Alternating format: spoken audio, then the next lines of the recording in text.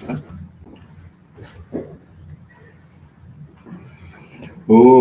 स्थापकाय च धर्मस्य सर्वधर्मस्वरूपिणे अवतारवरिष्ठाय रामकृष्णाय ते नमः. Is this the usual Shanti mantra that is done during Gospel? Oh, wonderful. All right, so I don't know where.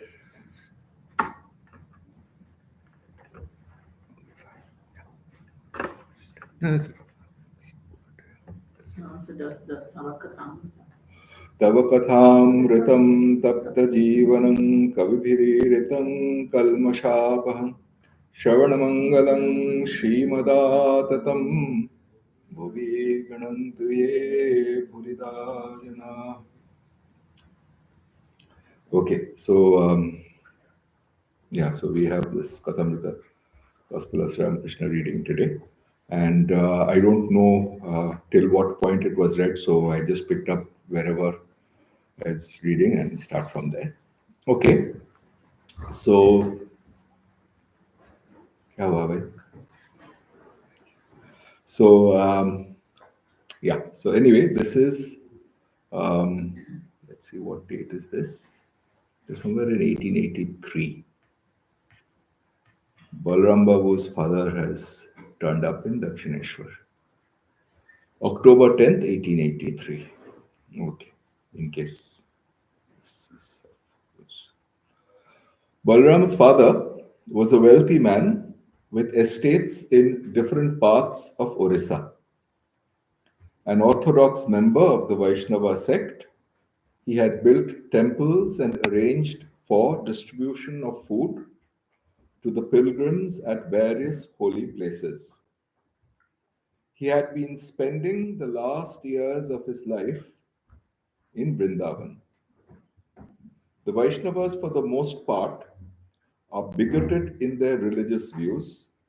Some of them harbor malicious feelings towards the followers of the Tantra and Vedanta. But Sri Ramakrishna never encouraged such a narrow outlook.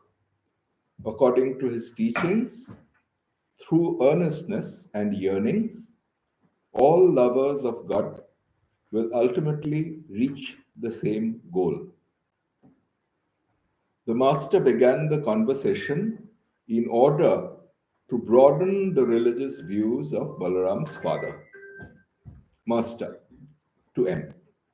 Once I thought, why should I be one sided?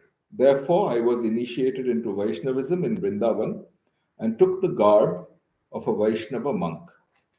I spent, it's called Bhek in Vrindavan. I spent 3 days practicing the Vaishnava discipline. Again, at Dakshineshwar, I was initiated into the mystery of Rama worship. I painted my forehead with a long mark and put on a string with a diamond around my neck. But after a few days, I gave them up. A certain man had a tub. People would come to him to have their clothes dyed. The tub contained a solution of dye.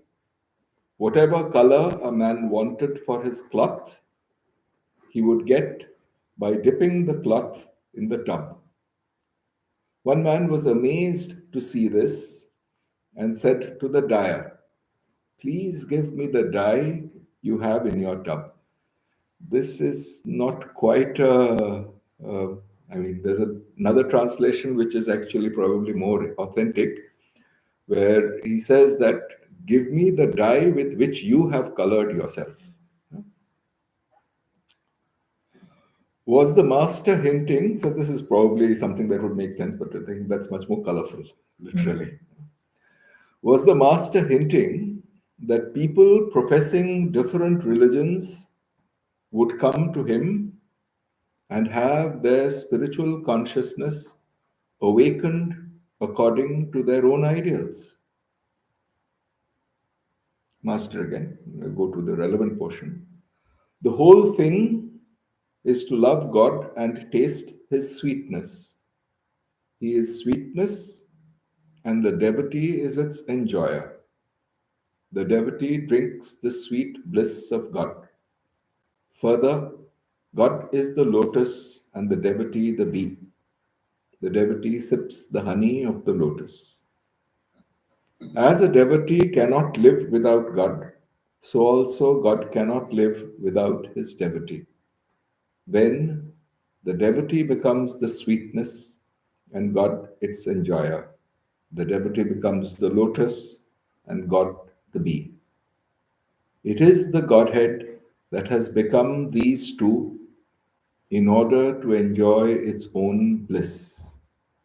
That is the significance of the episode of Radha and Krishna. All right, so as with any passage from the Kathamrita, this is a very deceptively simple passage. It says it in, I mean, in this, yeah, so it's Swamiji's this little, well, it's not very little, it's actually two lectures combined called My Master. Yeah. It's where, I mean, it's one of those very few places in the West where Swamiji actually talked about Thakur, yeah, about Sri Ramakrishna. And there he says that this man who probably never learned to write his own name spoke in a patwa.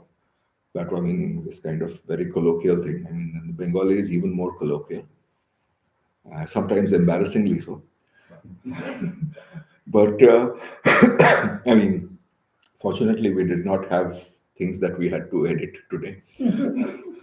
But yeah, but I mean, I think the core point is therefore it's given in a very direct language, which all of us can identify with. There is no pretense at scholarship. There is no pretense at subtle argumentation.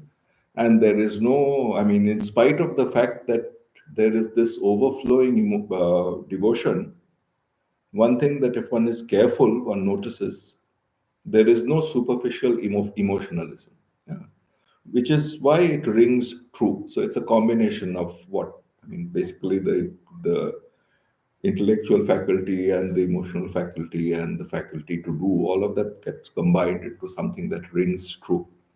We'll get to, because in some place I was just looking at it in light of this passage, My Master, and towards the very end, I mean, let me just narrate one. It's a, oh, I'm on record, is it? Where is the original? YouTube. Okay, anyway, all right. So then I won't be able to speak of it as freely as I would have liked. So anyway, এই অভিজিৎ একটু pause করে দাও না, একটু গপ্প বলে তারপরে ছেড়ে দাও। So anyway, so here is the thing. Actually, one of our very senior monks, he taught some of us at training center. There's this something called the Ideas and Ideals of the Ramakrishna order. So one of us in that class asked him, Maharaj, Maharaj, see, we keep on using this expression. I mean, people keep on using this expression. Ramakrishna is an avatar. Avatar. What does it even mean? And I mean, behind that, there was this notion that even in his lifetime, this Girish Ghosh and Ramchandra Datta had gone around proclaiming he is an avatar, etc., etc. And Ramakrishna, in his usual rustic language, he says, one fellow cuts dead bodies, the other fellow goes and acts in a theater. And Ramchandra was a homeopathic doctor. I'm sure he did not cut bodies. But anyway, one fellow cuts. I mean, it sounded like somebody who's in a morgue and cuts bodies. And the other fellow goes and acts in a theater, and they call me an avatar. What do they understand about that? And then he says that so many great pundits, this in this Pandit, etc., all these scholars have called this whatever, and I've gotten bored and disgusted with that word. Something along those lines. So essentially, something along these lines. See, basically, yeah, I mean, for those who know, that's what he said. What do they understand? So the thing is, Very often, this kind of an expression of just a word, it's some kind of an emotional outpouring, and the content is low. Yeah. And essentially, what exactly it means is not something. It's not something that's easy to understand. Yeah. So I mean, we usually, I mean, literally, if you take it literally, something descending, it means nothing, right? I mean, it's so. What does it really mean? Yeah. Anyway, there was an answer that was given, but that's not relevant. But the reason I am actually referring to that particular conversation is because here there are couple of features that have come through, something that defines the personality of Sri Ramakrishna. One, with great authenticity, he says that the crucial thing is this longing. Yeah. So that's not necessarily caught in any framework. Yeah. Let me just go back to that passage. Where is it? Oh, I've gone to the wrong place. Okay. Yeah. So, yeah. The whole thing is to love God and taste His sweetness. So, essentially, see, any kind of thing, I mean, even we usually think of this jnana, or what Swamiji basically, mostly, I mean, if you read it, it seems that he's focused very much, after all, is Viveka, right? Viveka is this analytical faculty, capability to analyze, to get at the truths. Yeah. But that analysis is going to be powerful provided only that there is an intense love of truth above everything else. Yeah? So that is the fuel that's there all the time. So, from a devotional point of view, that is called God. From the more analytical point of view, that's called truth. That's how it is. That's one crucial point. That it is this longing for truth or God or whatever, something transcendent, absolute, which is the fuel for this journey. That's one. The other is that the other crucial thing here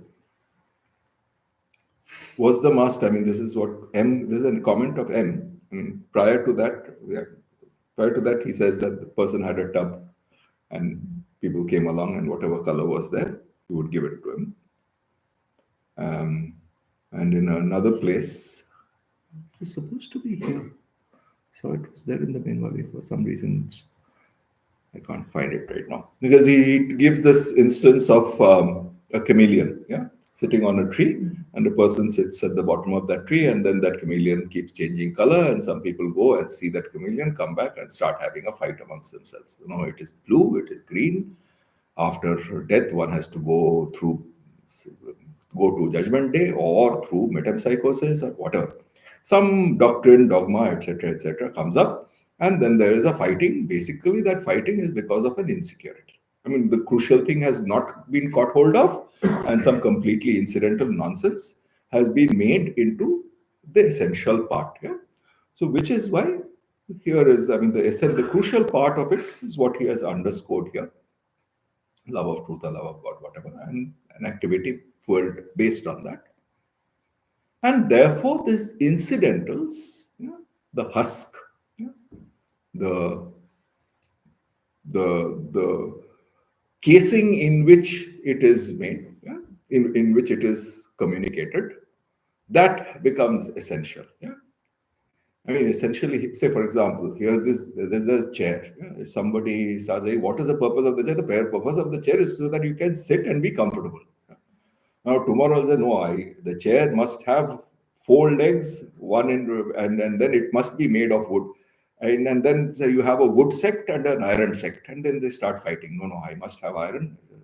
Wood is essential. Chair.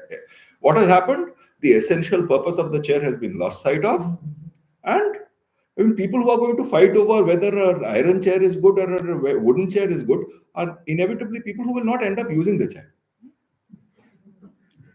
So that's, I think, the crucial thing that he is gunning. I mean, he's talking about, that there is There are, I mean, and I think it was extremely prescient because this is in the 19th century, and there we see, I mean, he's talking about certain conflicts between sects within Hinduism. That's where he starts. I mean, there's a Vaishnava sect and there's a Shaiva sect, etc., etc. We don't see that much of it nowadays. Yeah. On the other hand, in the name of religion, conflicts in the name of religion still continue to abound by the most irreligious people, inevitably. Yeah. Because, I mean, in fact, if you speak to a serious practitioner, I mean, then the point is the attention is going to be devoted to the practice. Where is the time or the energy to devote to basically, I mean, what, of course, Swamiji is scathing. So Sri Ramakrishna is much gentler in here. Vivekananda is much more scathing. Yes, tomes have been written as to why lamp should be waved 4 times or 5 times. Yeah? I mean, and then he says, what do you expect of a race where years and decades are spent on such momentous matters, yeah? And so on. Yeah? So I think that's the crucial thing. And essentially, what is the point of it? Yeah? That question is to be answered, and that part of it really syncs with whatever core traditions that we have in India. So, for example, if one looks at Vedanta, it talks about what's if you start reading studying Vedanta or towards it with an aim towards practicing it. It's got something called Anubandha Chatushtaya. These four things which are relevant before one begins a serious study. One of them, most perhaps the most important, is what's called prayojana, yeah? Which means the need for it. Why are you doing it? That clarity needs to be there. And once that is there and there is focus on that above everything else, these incidental pieces of rubbish fall away. Yeah?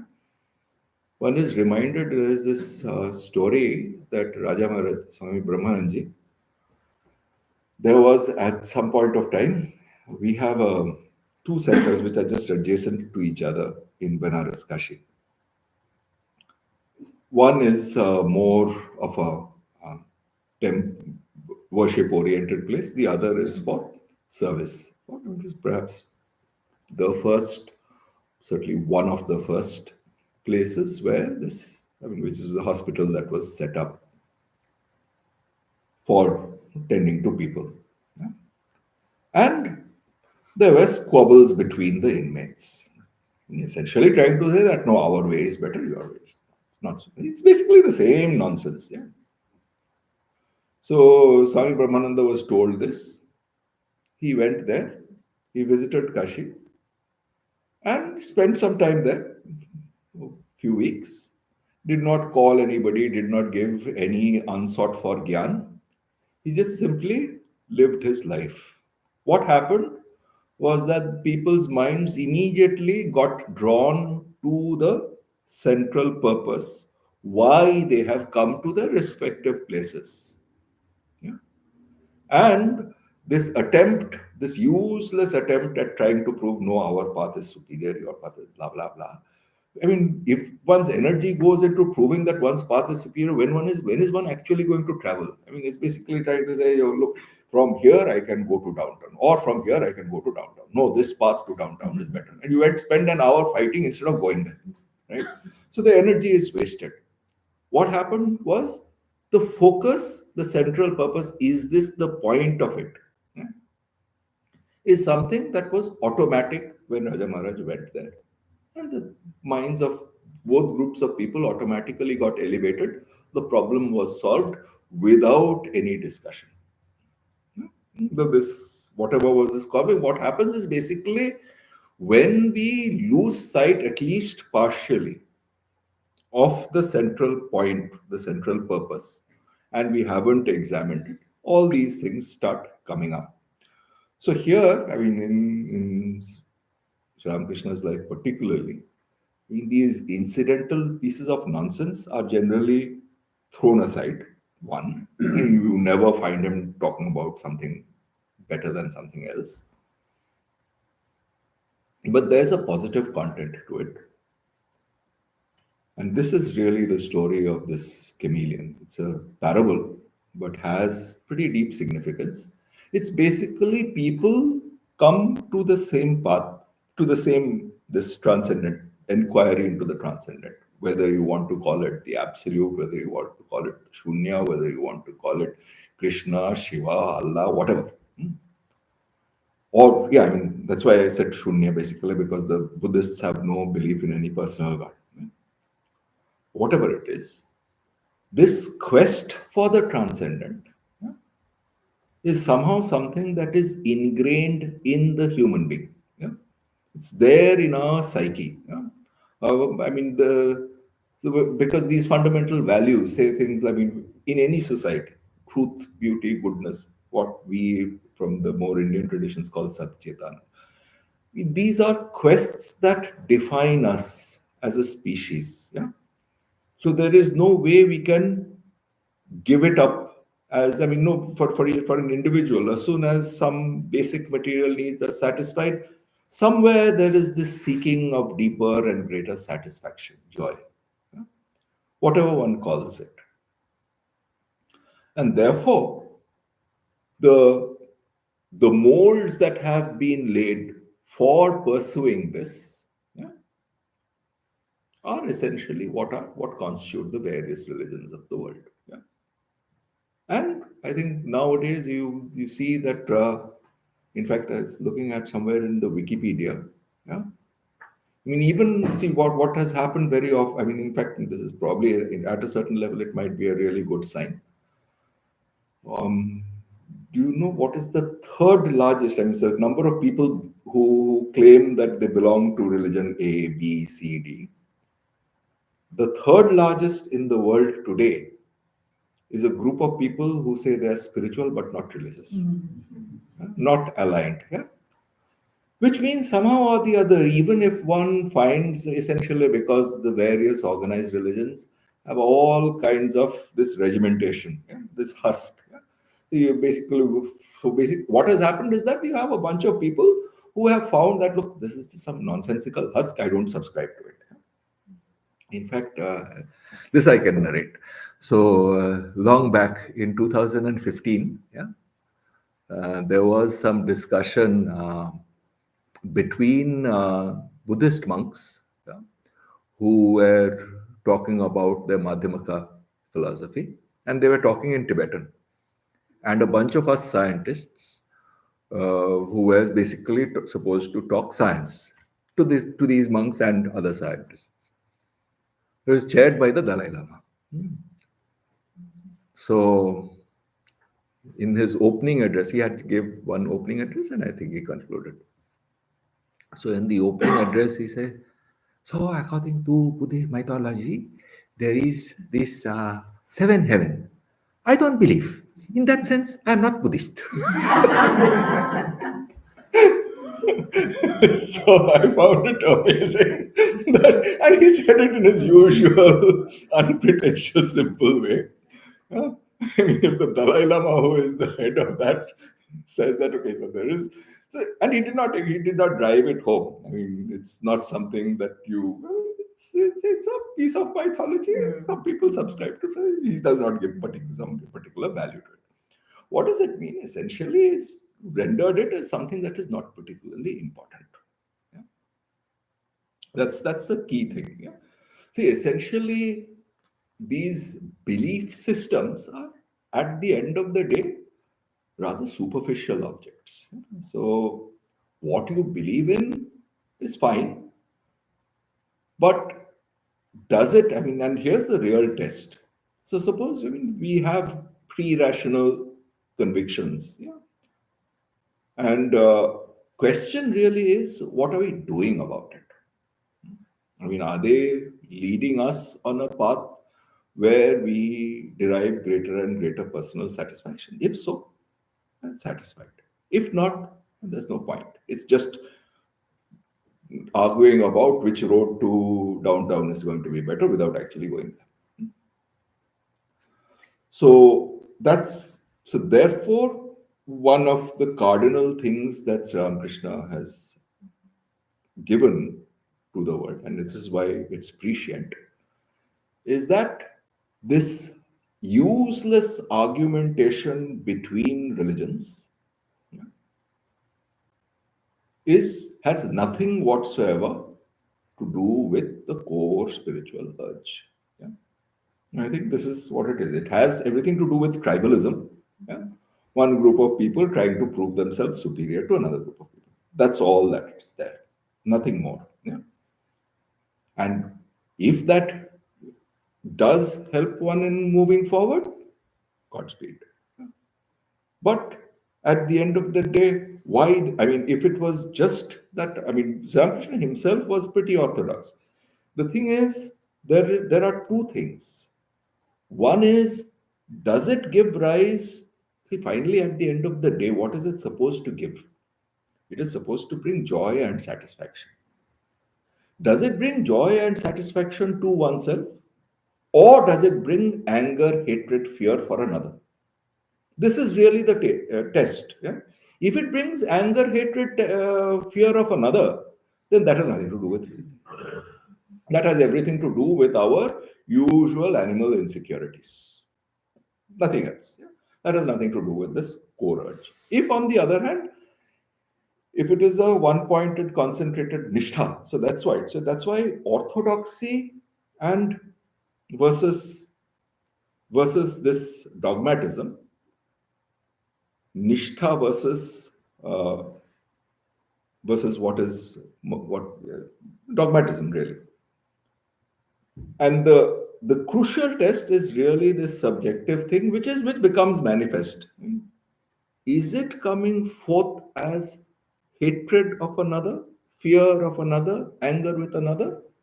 Or is that person, because of that, you go and see whether when the person is not having to do anything, left to himself or herself, that person is full of satisfaction, full of joy. Yeah? The second is going to be the product of this nishtha, dedication. Yeah? The first is not religion, whatever else it is. Okay. And therefore, in this particular place, Sri Ramakrishna therefore talks about both. One, that there has to be, that the core thing is this love of the ideal. Let's put it as ideal, because I don't think calling it, I mean, he has called it God here, God in certain theistic systems, but at a larger level, I think it just this longing or love for an ideal, yeah, for something which is abstract made real. Yeah?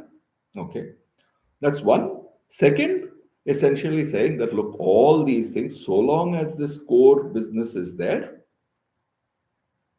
then it does not matter at all which sect, which ideology, which theology, which theory one has been born into, what one subscribes to.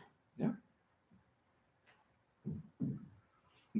So let me, before opening this up for further discussion, let me go to this passage in the in My Master by Swami Vivekananda. And in some sense, this is an echo of this passage, which is why I was hunting, because I vaguely remembered that there were certain things there which seem to have be in consonance with what Krishna is talking about here. And it says this is towards the very end. This is the message of Sri Ramakrishna in the modern world. Do not care for doctrines. Do not care for dogmas, or sects, or churches, or temples. They count for little compared with the essence of existence in each man, which is spirituality. And the more this is developed in a man, the more powerful is he for good. Earn that first, acquire that, and criticize no one, for all doctrines and creeds have some good in them.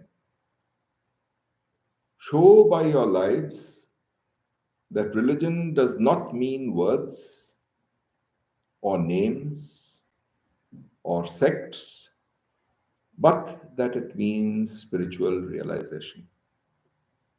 Only those can understand who have felt. Only those who have attained to spirituality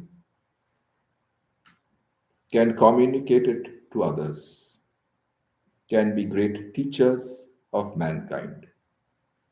They alone are the powers of light. And we very often talk about various developmental things with various nations, blah, blah, blah. And Vivekananda gives this higher solution. The more such men are produced in a country, the more that country will be raised. And that country where such men absolutely do not exist is simply doomed. Nothing can save it. Therefore, my master's message to mankind is be spiritual and realize truth for yourself. The When Vivekananda talks, he's going to talk about truth. When Sri Ramakrishna talks, he's going to talk about God. But that's it. That's really what it is. I mean, that's the difference in emphasis. Yeah. They mean basically the same thing. In fact, actually, at some place, Vivekananda had was after his return, he had taken Latu Maharaj along with him and given a talk, probably in Calcutta somewhere. And he gave a talk probably in English, occasionally quoting Sanskrit passages. So on the way back, he asked Latu Maharaj, so how did you find it? So Latu Maharaj said, what new have you said? You said whatever Ramakrishna used to say. On the other hand, Swamiji was giving a purely Upanishad-based discourse. Swamiji was enormously pleased. Latu Maharaj did not understand a word of English. I mean, if somebody was less literate than Ramakrishna, it was Latu Maharaj. Yeah, did not understand a word, but then somehow or the other he seemed to perceive this core content. So Swamiji then tells him, see, only you actually understood this point. So in fact, yeah, so anyway, so that's how it is. But that's the core thing. I mean, the it seems when we start reading Vivekananda, it's essentially based on the Upanishads and talks about very large, broad, impersonal principles. And when we look at Ramakrishna going into samadhi, dancing, singing, doing weeping, doing this, that, etc., etc., his personality seemed to be poles apart. But with time, we see basically it's obverse and reverse of the same coin. Okay, there are a few more things in My Master where these two features, this longing, I mean, see, this talks about longing and the fact that there is really harmony of various paths, provided one looks at the core theme. Yeah? So there are a few more passages. I'll read them out and then now he's talking about, I mean, in some sense, this My Master is it's really a worthwhile read. In fact, one of our former presidents, Swami Vidyanathananda, used to say, I read that essay 25 times. So, and he used to keep reading it. And essentially, why? Because it's really a perception of Sri Ramakrishna by one person who really understood. Yeah? I mean, as far as possible. Though he himself says that after spending a lifetime in tapas, I have not understood who this Ramakrishna is. But that, I mean, it shows, I mean, how he really tried to understand what exactly this man stood for, this person stood for. So in this one very rare lecture, he's talked about it. And there are some of these excerpts I'm just telling you. Day after day, this is he, meaning Sri Ramakrishna, would weep and say, Mother, is it true that thou existest, or is it all poetry? Is the blissful mother an imagination of poets and misguided people? Or is there such a reality? We have seen that of books of education in our sense of the word he had none, And so much the more natural, so much the more healthy was his mind, so much the purer his thoughts, undiluted by drinking in the thoughts of others. Because he did not go to the university, therefore he thought for himself. So it's, yeah, and it's essentially, it's, see, at the end of the day, what do we do at a university? We basically learn how to think. I mean, that's the skill that is passed on. But this person is independent and can think for himself. Therefore, yeah. And that one idea was in his mind every day. Is it true that thou existest, O mother? Why dost thou not speak? Art thou dead? Another day is gone in vain, mother, and thou hast not come. Another day of this short life has gone, and I have not known the truth. In the agony of his soul, sometimes he would rub his face against the ground and weep. And this one prayer burst forth: do thou manifest thyself in me, thou mother of the universe.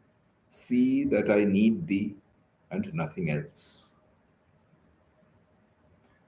Later on, what are we actually emphasizing in this particular little one, two lines in this Kathamrita passage? That the essence of it is to seek that bliss, yeah, that love of God. Yeah. Later on, this very man said to me, my child, suppose there is a bag of gold in one room and a robber in the next room. Do you think that the robber can sleep? He cannot. His mind will be always thinking how to get into that room and obtain possession of that gold. Do you think then that a man firmly persuaded that there is a reality behind all these appearances, that there is a God, that there is one who never dies, one who is infinite bliss, a bliss compared with which these pleasures of the senses are simply playthings, can rest contented without struggling to attain it? Can he cease his efforts for a moment? No. He will become mad with longing. This divine madness seized the boy. At that time, he had no teacher, nobody to tell him anything, and everyone thought that he was out of his mind. This is the ordinary condition of things. If a man throws aside the vanities of the world, we hear him called mad. But such men are the salt of the earth. Out of such madness have come the powers that have moved this world of ours, and out of such madness alone will come the powers of the future that are going to move the world. So these two, I mean, these are excerpts again from the My Master. Again, what when Sri Ramakrishna is talking, and here is basically something about from his own life. His whole life was essentially centered on this one theme, to the exclusion of everything else. Yeah. So, in fact, jokingly he says, "Yeah, so there are trees with five um, branches which point up to the sky, and there are trees which have only one branch." And then he says, "Unfortunately, he is one tree with only one branch." So, essentially saying that, I mean, in some indicating that there's this whole thing, there's only one dominant theme in his whole existence. So this part of it emphasizes above everything else, bereft of other uh, contraptions or bereft of other intellectual superstructures, bereft of some kind of tub of organized religion in which one belongs. The core issue that is required, or that is the point to be paid attention to, he outlines, and that's what he has been talking about in that passage from the Kathamrita. The other thing that he talked about is essentially this needless fight between religions. So there we'll quote the relevant passages from my master. See, it's again, that also is not something that he was giving as some kind of a theoretical stuff. Yeah, it's not some uh, abstractly cogitated upon conclusion, but something that he had is a conclusion that he had arrived at independent of what people had told him. Yeah? And it had come about fairly naturally. So I'll read that part from my master. The next desire that seized upon the soul of this man was to know the truth about the various religions. Up to that time, he had not known any religion but his own. He wanted to understand what other religions were like. So he sought teachers of other religions. By teachers, you must always remember what we mean in India, not a bookworm, but a man of realization, one who knows truth firsthand and not through an intermediary. He found a Mohammedan saint and placed himself under him. He underwent the disciplines prescribed by him and, to his astonishment, found that when faithfully carried out, these devotional methods led him to the same goal he had already attained. He gathered similar experience from following the true religion of Jesus the Christ. He went to all the sects he could find, and whatever he took up, he went into with his whole heart. He did exactly as he was told, and in every instance he arrived at the same result. Thus, from actual experience, he came to know that the goal of every religion is the same, that each is trying to teach the same thing. So actually, this particular phrase is important here. Thus, from actual experience, not something cogitated, not secondhand.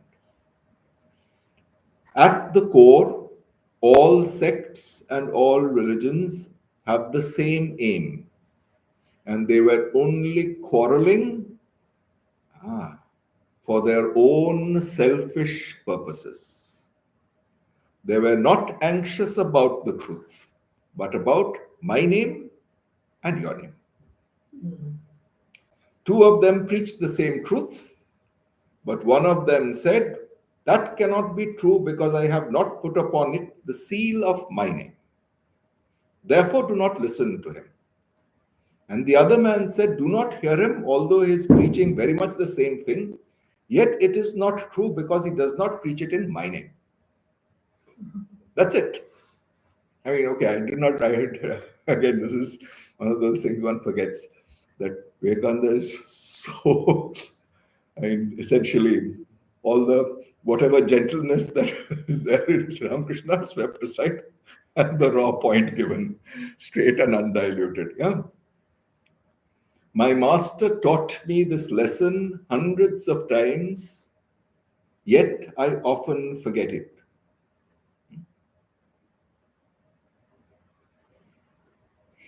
First have, I mean, this is such as, first have something to give. He alone teaches who has something to give, for teaching is not talking, teaching is not imparting doctrines, it is communicating. Spirituality can be communicated just as really as I can give you a flower. Know truth for yourself, and there will be many to whom you can teach it afterwards. This was the attitude of my master. He criticized no one. He looked just like an ordinary man with nothing remarkable about him. He used this most simple language, and I thought, Vivekananda speaking, can this man be a great teacher? Crept near to him and asked him the question which I had been asking others all my life. Do you believe in God, sir? Yes, he replied. Can you prove it, sir? Yes. How? because I see him just as I see you here, only in a much intenser sense. Bear that in mind, because I think this intense is something that needs to be thought about a little bit. Yeah.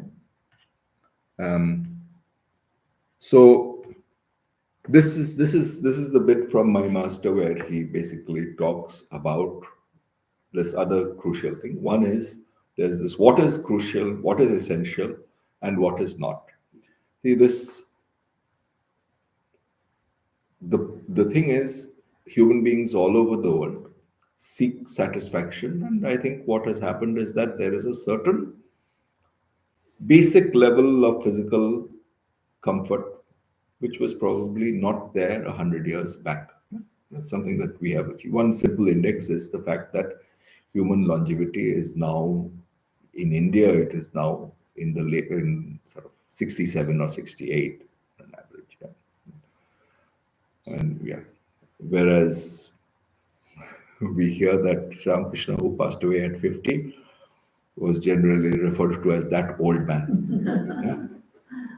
Yeah. Okay. So that's it. Human longevity has increased considerably.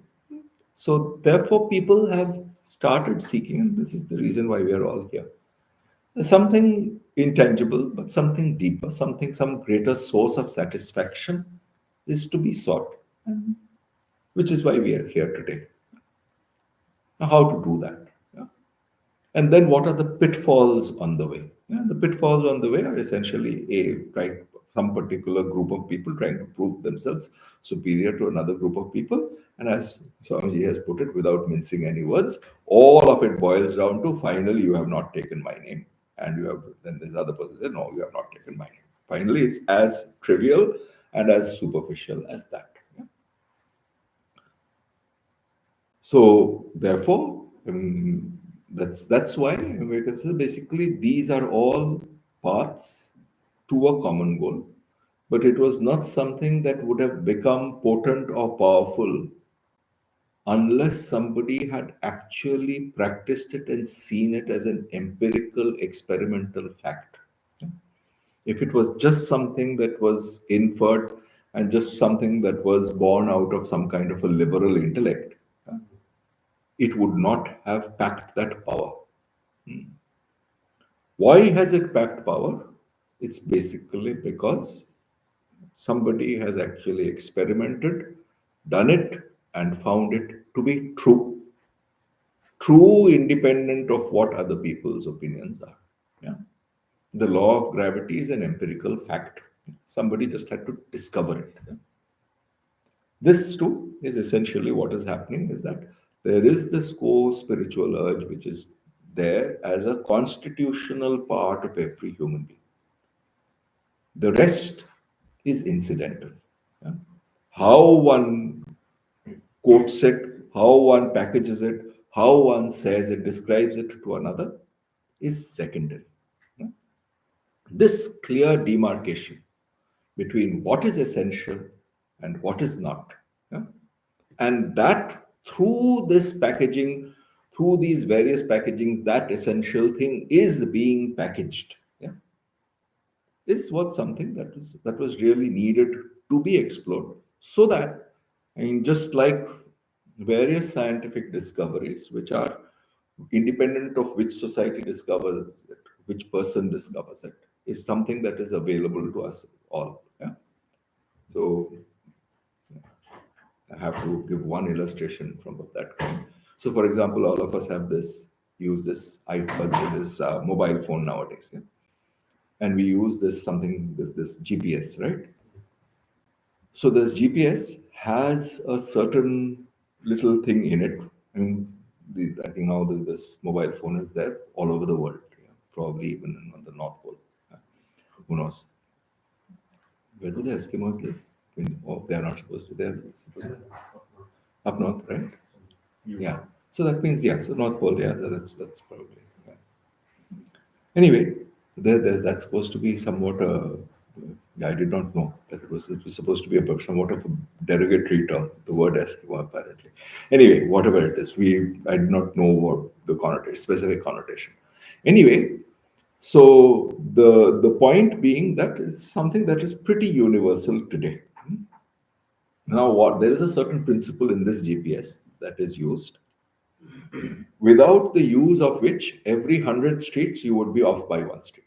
Yeah. What is that? Basically, these signals are sent to some satellite and they bounce back. And the satellite is moving in a course, sometimes geostationary, sometimes not. But there is a certain very subtle correction that has to be made, which, if it was not made, then this GPS would be off by a street or a couple of streets every 100 streets that it traveled.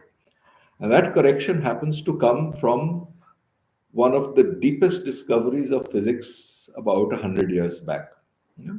It's called the general theory of relativity, discovered by Einstein, 1915. Yeah.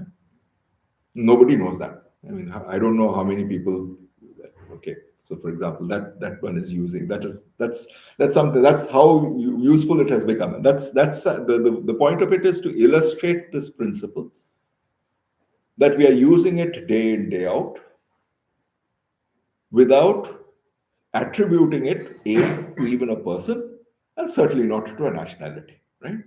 This is what objective knowledge really converts to. More importantly, and this I'm pretty sure is even less known, Einstein's theory of relativity, this is around 1915 or thereabouts, is deeply mathematical in nature. Yeah. And the mathematics behind it was prepared, and it's pretty hard. I mean, and Einstein had to learn it from a friend of his, and that's the language in which he formulated it. Came up by, it was brought up by a German mathematician called Bernhard Riemann, somewhere in the 1860s. Yeah. So some fundamental mathematics that was discovered 1860s became theoretical physics 1915, and today, without us knowing it, is there in each of our pockets, right?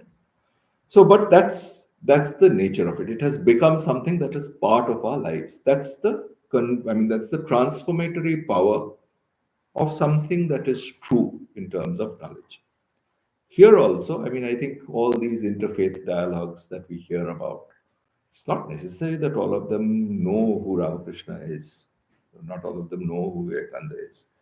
So it's not necessary. And that's why Vivekananda barely talked about Ramakrishna while he was here.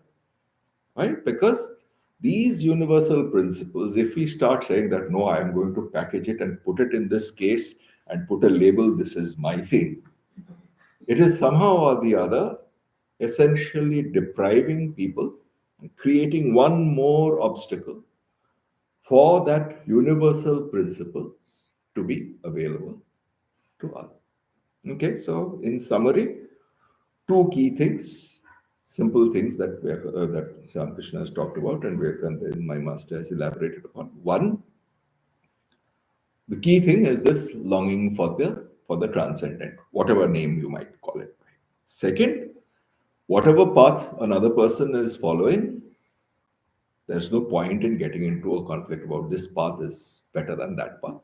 You follow yours. I mean, it's laissez-faire. Yeah? So that's it. So now I think at this stage we can open this up for any questions that people might have. ঠিক আছে? All right. Yes, please. Go ahead. यहाँ कुछ है? Anybody, anything here? Is anybody here? No. Okay. Yes, please, go ahead. Do you believe in free will? Free will. Do I believe in free will? Is there free will, rather? That should be the question. What do you think? I don't have an answer for it. I mean, I just have an intuition. I don't think there is any free will. You don't think that there is any free will? Yeah. But right now, did you ask this question? Because why did you ask this question? I don't know who asked it, to be honest. Huh? I don't know who. So you don't know. Came to my mind. Okay, very good. Yeah. Okay, so then that's more or less the situation with all of us. But the point is, anytime you have this kind of a question, the solution is probably is to try to understand what the question really means to you. So there are two parts of it, right? What does freedom mean? What does will mean?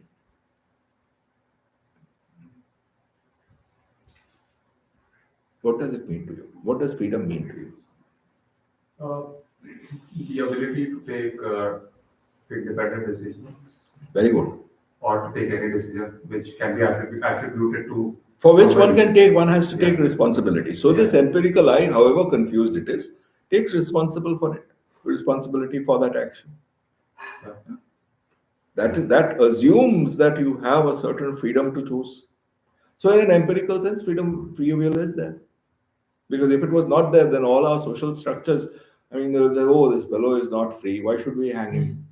Why should the judges? Okay, that's one part of it, right? So of course there is. So in this very commonsensical sense, of course there is. It's there.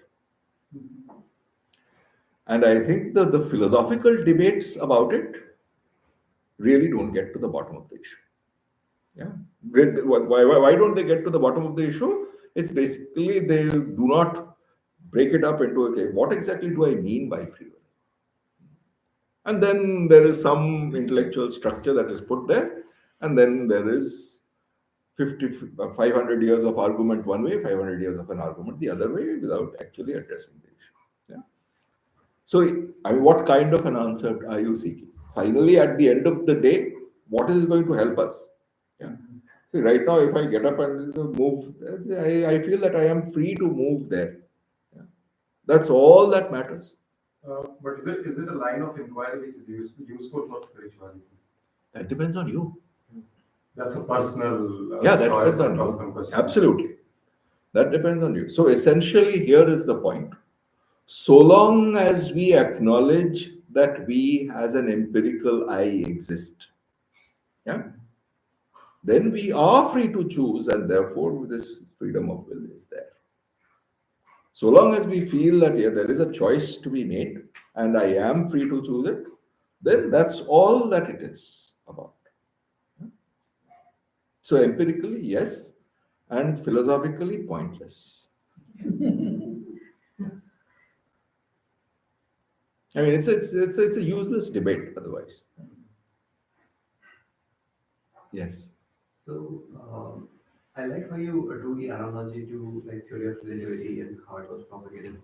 Yeah. But there was some sort of mathematical proof to it, right? That The mathematical foundation to it was laid 50 years before Einstein by Riemann, and this is called Riemannian geometry or whatever. Yeah, it's called Riemannian geometry today. Riemann certainly did not set it up with some kind of an astrological vision that 50 years subsequently this fellow would come along and he would use it. Right? He did it for his own mathematical reasons. Yeah, that's all. the way it was propagated was like, okay, this thing exists, and this is how it exists. Yeah, correct. And then some chap somewhere while designing these phones and GPSs would have thought, okay, this is a correction that is from this. We are going wrong. Where are we going wrong? You would have gone to somebody and consulted. Said, oh, look, put in relativistic correction and it's going to set it right. That's Yeah, but they were able to trust it that this is correct because of XYZ equations. So why is relativity trusted, right? Basically, why? So basically, then what you're really asking is, how does a scientific theory? Because Einstein did not perform experiments before coming up with relativity. He came up with it because of pure thought. Yeah. But the conviction that he had in its truth was tremendous. Yeah. Actually, Eddington, I mean, one of the astrophysicists of the time, after Einstein had come up with his relativity, had gone to the South Pole, if I remember right, during a particular eclipse. Because general relativity predicts something that is very counterintuitive. What one particular feature? What does it predict? It says that light, when it goes close to a body which is very heavy, very massive, yeah, it actually bends. This is a prediction of relativity. So prior to him, all of this basic assumption was light travels in a straight line. Yeah. Einstein was the first person to say that no, if there is a massive body, it makes light bend around that massive body. So it was a counterintuitive statement. Yeah. And hang on. Yeah. So then Eddington went to the South Pole during an eclipse, because then rays would come around the sun and it could be tested, because the sun's rays are so bright that they cover up these things. So it was to be tested. And then the news came to Einstein that Eddington has actually tested it, and it is his experimental finding that light does bend around the sun. Nobody had looked there, right? That's the thing. Apparently, Einstein's response was, good for the Lord, but if he hadn't succeeded, I would have felt sorry for him because the theory is correct. That was his confidence, right? So what does it mean? It basically means that it gels with various other things. Yeah. So that's really the test of it. So what happens is that there is some prediction that is made. Some prediction that is made that goes counter to commonsensical human understanding, common wisdom at a time. So, for instance, Galileo was persecuted for saying that the earth is round. All that kind of nonsense. I mean, if truth has to be left in the hand of the masses, we'll never get it right. So, truth is something that is impersonal. That's the point. Yeah. So the guy at the South Pole, he was able to verify it. And Absolutely. that's how it's got mass adoption as okay, this is true. And let's use it reliably in whatever tech you want to. When it comes to matters of spirituality, Yes. Then you are the experimenter. This psychophysical organism is the laboratory. You have to find the truth for yourself, which means if it is empirically testable, do it. Without it, it does have no value. So And the test is very simple. Here's the point. At the end of the day, do little things throw us off gear? This is an empirical finding, right? Whether we pretend that we are sitting there like great Mauni Babas or not. Yeah? So, some situation in the bus, something or the other, do I feel disturbed? Does the center of gravity move? Does my psychological center of gravity move? Empirical test is there, right? Nobody else needs to know, but this empirical finding is there with us. We can find it out. If it is there, then that means we have not moved. That thing it's basically some kind of an imagination. Yeah. If it is, essentially, if one sees that it is affecting us less and less, then there is truth in it. That's it. It's not some esoteric thing. It's not something. I mean, that's why when people say one has had such and such experience, such and such vision, etc., then I'll have to narrate our present President Maharaj, Gautamanji, that joined under him. I think I've told you this, some of you this story. So one particular night class, he was saying, he was 70 at that time. Today he's 95. So he was saying in one night class, he says, see, when I was about to join, a friend of mine once told me, don't join, don't join. Then I asked him why.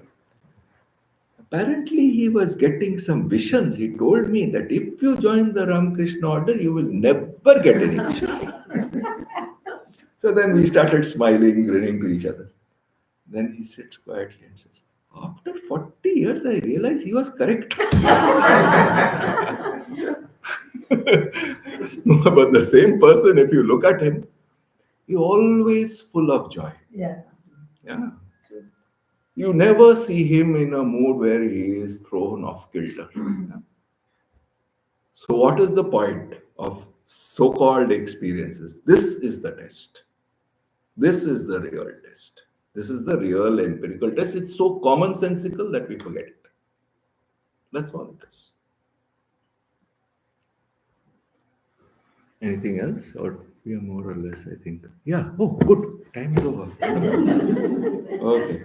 Om Shanti Shanti Shanti. Hari Om Tat Sat. Sri Ramakrishna Arpanamastu. Jananీం शारदां देवीं रामकृष्णं जगद्गुरुं पादपद्मे तयो श्रुत्वा प्रणमामि मुहुर्मुहुः. बस इसको बंद कर दें.